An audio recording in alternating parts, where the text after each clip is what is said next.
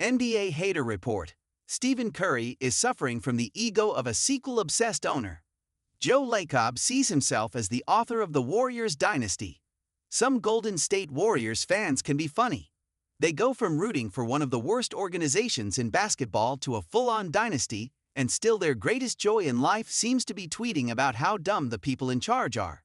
Among their many gripes, they botched the development of young players. They've allowed Draymond Green to get away with murder. Steve Kerr has become microball obsessed. The two-timeline plan is an ongoing debacle. They all but refuse to trade any draft capital.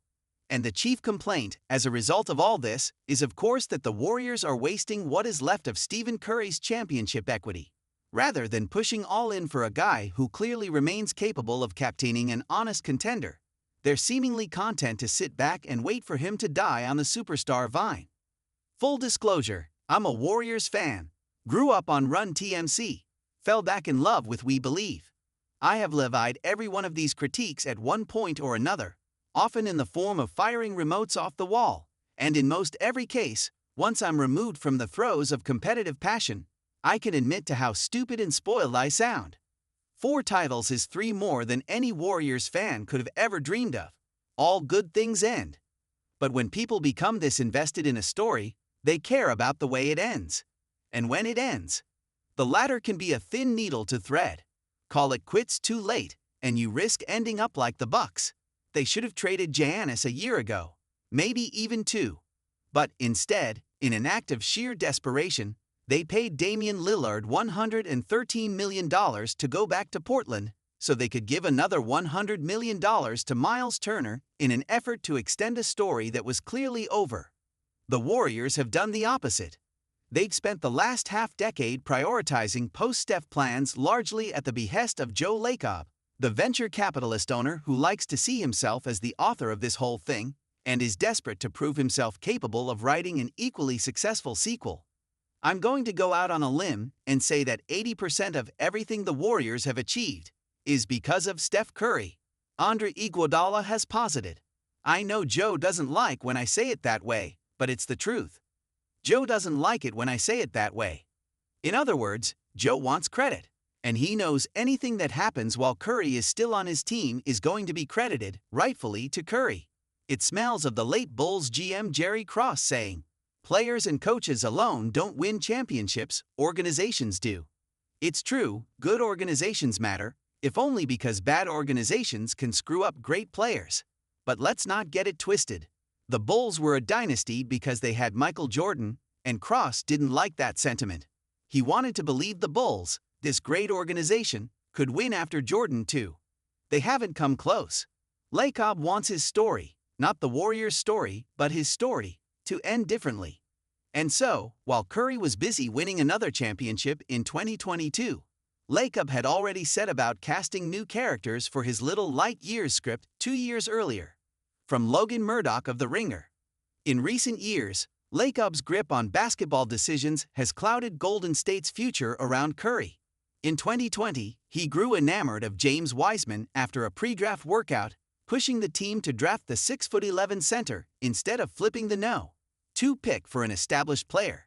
The following year, Lacob pushed his front office to draft Jonathan Kuminga over Trey Murphy, whom many on the staff pushed for, seeing the 18-year-old as a potential star who could both help Curry in the short term and then fill the seats of Chase Center long after Curry was gone. This is the problem when rich owners get close enough to the cool kids. They think they can be one of them. Jimmy Johnson walked away from a Cowboys dynasty because Jerry Jones wanted to play GM.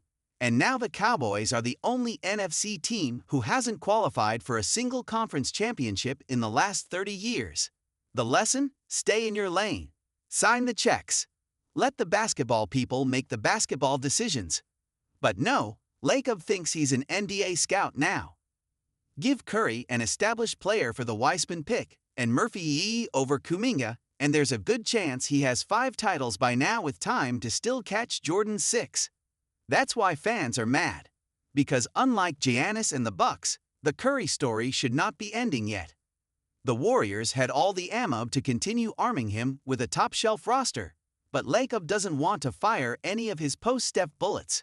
The only reason they traded for Jimmy Butler was because it didn't cost them any future draft picks, as the future is where Lacob plans to shine. The funny thing is, Lacob thinks he's just going to find his next franchise player in the draft when, in fact, those players hardly exist in the first place, and even when they do, the Warriors have no recent history to indicate they are even capable of identifying who they are. 2021. The Warriors don't just take Kuminga over Murphy E. They take him over Franz Wagner. And then, with a chance at a redo 7 picks later, they take Moses Moody at No. 14 when Murphy E. was still on the board, as were Alperen Sengun and Jalen Johnson, both of whom have become All-Stars. 2020. The Warriors can draft anyone not named Anthony Edwards. That list includes, among many others, LaMelo Ball, Tyrese Halliburton, Tyrese Maxey, Devin Vassell, and Denny Avdija. But Lacob watches a Wiseman workout and thinks he's just found the next David Robinson. 2018. The Warriors draft Jacob Evans, whose NBA career lasts less than 2 full seasons, 5 picks before Jalen Brunson. Of course, everyone knows the draft is a crapshoot, even when experienced basketball minds are making the calls. Which is to say, it's not so much that the Warriors whiffed on these draft picks, a lot of other teams did too. It's that when it became apparent that they had missed, they waited too long to admit their mistakes. That's because, in large part, they were Lacob's mistakes. That's almost certainly why this Kuminga saga has gone on this long. That was Lacob's baby. Him and Wiseman. To sell early on those guys would have been a hit straight to Lacob's ego, which is determined to keep a post-Steph renaissance in play. That's the impetus of the 2 timelines when the reality is, whenever Curry is actually done, the Warriors will have max money and a premium franchise brand to go sign their next superstar or two. It's not to suggest they should do anything desperate. Even Curry has said that publicly. He believes superstars have an obligation to lead their franchise in good competitive standing, rather than demand the type of cupboard cleanings that LeBron James is known for. That's commendable. But that doesn't mean Lacob doesn't have, and hasn't long had, his priorities backward. Curry should be the focus. He's the reason for all this, the 4 championships, your $10 billion franchise, and he remains a world-class player, the likes of which you will never stumble into again in your life, even as, in 2017, Lacob reportedly had to be talked about of lowballing Curry on his next contract. Warriors owner Joe Lacob was considering offering Curry a contract below the max, even though Curry has been one of the most underpaid players in all of sports over the last 3 seasons. Warriors general manager Bob Myers kept Lacob from bringing a reduced offer to the negotiating table. But it was enough of a thing that Myers reassured Curry of the franchise's commitment. Seriously, that was a real thing. Joe Lacob didn't want to offer Stephen freaking Curry a max contract in 2017. On some level, he has always believed this to be his story. Owners really do be thinking it's them responsible for the championships, and not us, the players. Joe, too, Iguodala has said. They think they're going to build another championship team, right after us. They think it's like, oh, we about to do it again. We gotta wait 6 years to come be like I told you. Lacob might not realize the I told you moment is coming, but it is.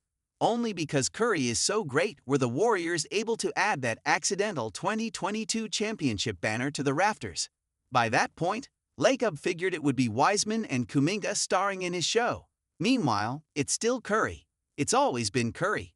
And Lacob's desire for recognition notwithstanding, it will always be Curry until he's officially done, at which point Lacob will long for these moments he should have been more focused on maximizing.